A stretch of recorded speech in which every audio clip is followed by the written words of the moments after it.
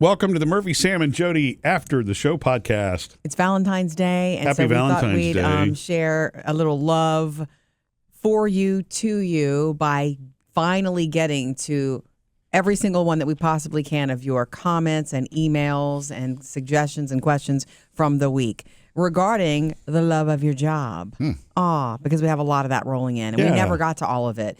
It's so positive, and we love sharing those for that reason because, I don't know, sometimes you need that. If you're in a job that you don't like or it's tough, then Know this that is it's uplifting. possible. Yeah. It's possible for you to find something that you really do like. A lot of people search and change jobs, and there's nothing wrong with that. You can always start over with what you always wanted to do late in life, too.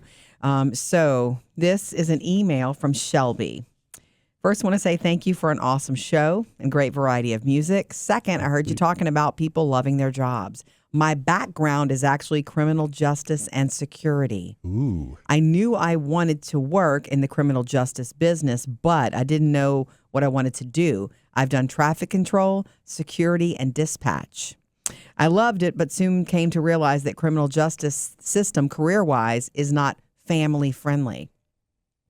I did a little food and beverage job while in college, so last year I applied for a kitchen manager position with local public schools. I am currently still a manager trainee, but I got my Serve Safe certificate and I'm applying to get my own kitchen.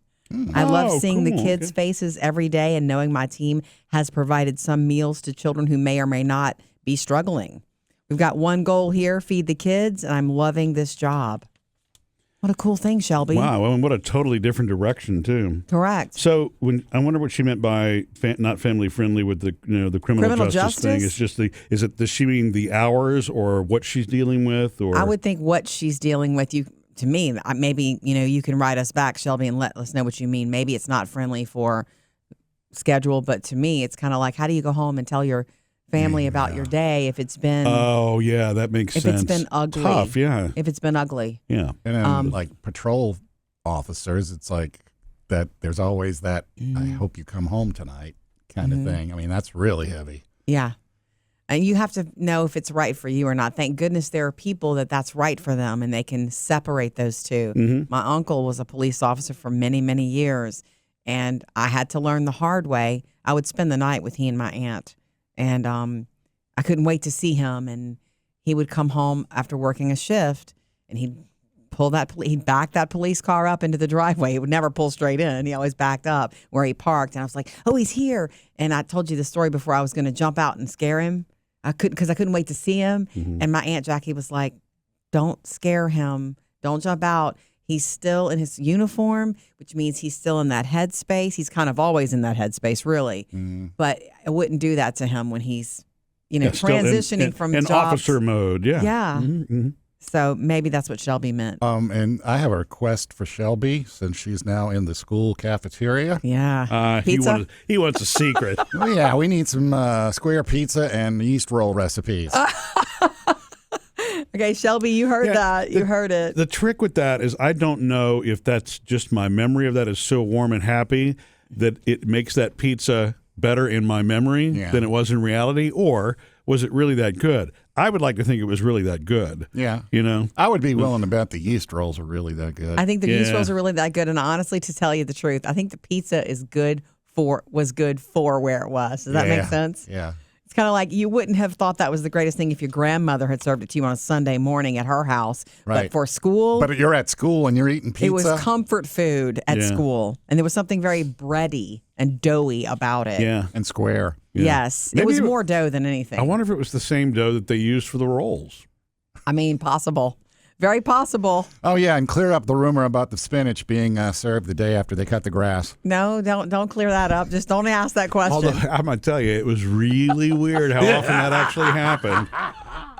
It's the truth. All right, Charlie sent, I'm a medical laboratory tech, and I work in transfusion services, the blood bank, at a large hospital. Knowing that every day my department is responsible for saving lives by testing patients' blood for compatibility with a blood donation makes my job very rewarding. And well, let's face it, science is so cool. Yes. Cool thing to say. Cool thing to do. And working in a lab, talk about clean. That'd make you happy, Murph. Nora, we know this is our Nora. I love assisting nurses so much that I decided to go to college to become a nurse. We know it. We love you, Nora. I love taking care of people, and it makes it worthwhile when patients tell me how much they appreciate me. Sometimes it makes me cry happy tears. I believe you and feel you. Yep. You're headed toward the right thing to do for yourself. You'll feel, job satisfaction. You'll feel, like you have purpose. You'll feel that. Not everyone gets that in their job. Jennifer, I just love my job. I work with a special needs lady. She's the best, and it makes my day working with her. I've been in nursing for 30 years, working from rehab hospitals to regular hospitals, but this has been the best job so much. I enjoy it, and we listen to you all. Oh, well, thank you. Thanks. Have a great day. Yeah. Joanne, I love the volunteer work I do. I'm a court-appointed special advocate for children in foster care. I get to make a difference in their lives. Seeing a child find a permanent home is very fulfilling. And there are never No enough kidding. volunteers for CASA. They need more all true. the time. It's something that I remember talking to a lady years ago who did that, and she was doing that. After she retired, she decided to go through the training and learn how to do it, and she does it. Mm-hmm. And she was saying it is something that you have to have plenty of space for. Don't add it to a very busy schedule already, because they don't deserve half of your time when you're with them, when you're trying to get to know them, make them comfortable for you. And you're just making a decision for them that there's no one to make for them. You're being the adult that they need in their life at that time. And are these children, though, they're not living at home, right? In most No, they're cases. in the foster care. That's what I thought, They're in a foster home, and for whatever reason, they need representation of. Because they don't have anybody to represent them. A child is not prepared to speak for themselves in an adult situation. When they're thrust into an adult situation, they need an adult to speak for them in court. Yep. Thank you, Joanne, for doing that. It is super admirable. And even if you only make a difference in a kid's life, once a month, it's a big deal. But I would dare say you do more often than that. Mm-hmm. Mary, I'm a human resources manager and absolutely love it. It is challenging because laws are ever changing, but it's a great career. Oh, I bet. Human resources. Yeah. It's a great career. I have 85 employees that I care deeply about, and every day is different. I'm everything from a mom to a counselor and everything in between. Anything that I've ever seen, which is, God, it really makes an HR person to me special, almost in the way that teachers are. There's a patience that a good HR person has because they're objective and they're methodical and they don't become overly emotional about things. They keep a situation focused, which ironically, I get that's what their role is. But yeah, because ironically, they're trying to handle and manage sticky human situations. Yeah. And look, some are worse than others. Some are pretty simple, fixes or whatever. It's misunderstandings, or it's, somebody maybe not, managing or leading the way they should, or two employees who are disagreeing with each other. Ugh. Sometimes, yes, you're right. It's much bigger than that. And I'm sure those are the most difficult days for somebody in HR when it becomes that tense and a big of a deal. I've never had to speak to anyone in HR, thank goodness. Have you, Sam? I don't want to. Right. No, I never have. Murphy. Although I have seen a shirt that I would like to get. Murphy would actually, he might like this shirt. It says, "Go ahead, call HR." That is so funny. But you as a manager, Murphy, you have had to. I love the HR team that I have worked with. Yeah. And they love you, I'm sure. They're like, "Oh, Murphy." No, they're really, but they're good, people. And I think a lot of times what winds up happening is, and unless you use HR for some reason, they wind up being utility. You know what I'm saying? In other words, it's sort of like if they should receive compliments, because most of the time what they're hearing are the opposites. Complaints. And help, and this, that, and the other. They're needing help from managers and others. Yeah. Well, they're your support department. Yeah. Who does a manager go to? Well, HR. Mm-hmm. Okay. Joe sent this. I work for a direct mail company, and our main focus, hearing aids. Oh. We print and mail 2 to 3 million pieces weekly. After 47 years in the business, I'm retiring in May. 47? Wow. 47. Yeah, that's a long time, Joe. Wow. That's a lot of mail. That's a lot of hearing aids, too. I didn't know that many could be sent out in the mail. So when he says print, is he print meaning like 3D print hearing aids? Or no do they idea. mean print the mailers that go out to That was a comment from Facebook, so I have no idea. to advertise. Joe. Either way, it's a lot. Karen, I love my job. We own a small farm and we raise Nigerian dwarf goats. Ducks. Whoa! Wow, really? I'm going Okay. to say that again. We raise Nigerian dwarf goats, ducks, chickens, quail, and we sell laying house hens.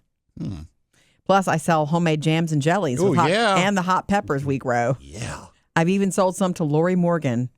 Oh, cool. I wouldn't trade my job for $1 million. That's so cool and very specific. Thank you for shouting that out. You know, this is going to sound like somebody who's grown up in the city like I have, because when I hear a description of the farm life, it just sounds so peaceful and tranquil. And I know it's a lot of hard work. You know, it's sun up, sundown, lots of cleaning, lots of everything. You know, it's a full-time business. But it really sounds, you know what I'm saying? Just kind of like the description itself. Maybe that's the fantasy of, you know, when you live city life, you want to be able to get out in the field every now and then. You want to breathe fresh air. Yeah. Yeah, I'm sure there's absolute positives to it. And if you grow up in that, you long for that. And it's where you feel at home. Nigerian pygmy goat, Oh or my dwarf God. goats. They're the So cutest little cute. things. So They're I guess I would precious. want to know, what are they farmed, you know, for? Is they, you know, are they pets? Are they? I you would know? think goat milk or Yeah, that sounds cheese or yeah. any of the reasons. Yeah. I know goats are interesting animals. I say that from a little time on the farm when I was a little girl, and we had a little farm we weren't farming. My dad farmed for fun. You know what I mean? My dad was a carpenter and worked at a plant every day. But when we had moved out to the country with a big piece of land, there was a barn, and we kept it and we filled it. And he enjoyed that. So we farmed for fun. It was nothing like people who, you know, make their living with that and make a life of it. But he did it because he enjoyed it. I just remember the goats being really funny and stubborn and crazy. Yeah. They are miniature dairy breed from West Africa. So it is for milk. It's for Okay. dairy, yeah. Goat's lotion, goat's milk, goat cheese. Goat's lotion. Yeah, you've never had goat Yeah, milk. there's- I'm sorry, goat milk lotion. Ah, okay. It's just lotion Made from that is goat made milk. from goat milk. Yeah. And it's fabulous. I saw some goat soap the other day. Did you? Well, soap made from goat's milk. Got it. Greatest Okay. of all time. Right. You know what? That sounds like a Tom Brady partnership right Yeah. there, right? Yeah. Okay. Well, anyway, thank you, Karen. I loved it. Alicia, I'm a full-time building sub for an elementary school. Even though my degree is for secondary education, I've really enjoyed elementary more than I thought I would. I'm still technically using my degree, just in a different way. I absolutely love what I do without having the responsibility of a class of my own. I love seeing the excitement some kids get when they see me, and I get all the hugs. So a building sub. Yeah. The a substitute teacher. Is that what you said? A building sub? She's a substitute Building teacher? sub. Yeah. Because, you know, substitute teachers probably are treated more nicely in elementary school. I don't know if it was high school. There was always somebody in the classroom that would pick on the substitute teacher, you know, or take advantage to be, you know, a goofball and then get sent to the office. But elementary school, I remember having a couple of elementary school substitute teachers that were great.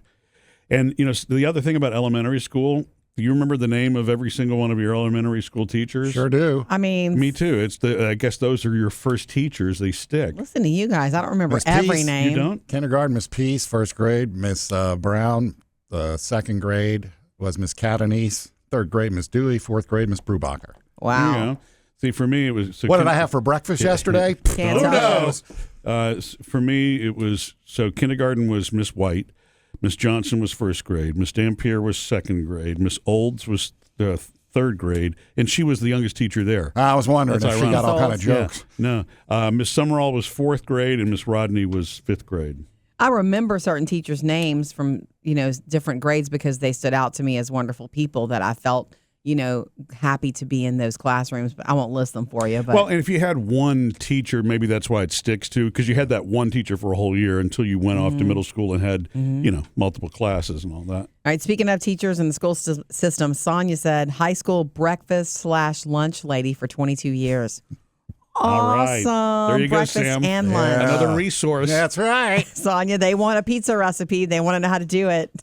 Christopher, I'm a civilian working for the state police. Oh. It's challenging and was a change from my previous jobs, but I'm loving every moment of it. That's awesome. Super cool. And then Lori says, I light and decorate Christmas trees. Oh, wow. To me, oh wow, you must have it down though. If that is your job, I guess you're busy at certain times of the year, and then I was wondering, what do you do the rest of the year? But you must have it down. I would love to spend 1 hour with you, Lori, just to see your techniques. Yeah. Lighting a Christmas tree is, I would rather clean the bathroom. And I don't know if she's going to, someone's house to do that, or if she's working for a business that does that, where you're doing that all year long in preparation to maybe so deploy those trees. Maybe so. Lori could send us some pictures of her handiwork We'd for love ideas. it. Thank you, Lori. Send it on in to murphysamandjody.com or on our Facebook, Instagram, or YouTube. Missed any part of the show? Get it all on the Murphy, Sam, and Jody podcast.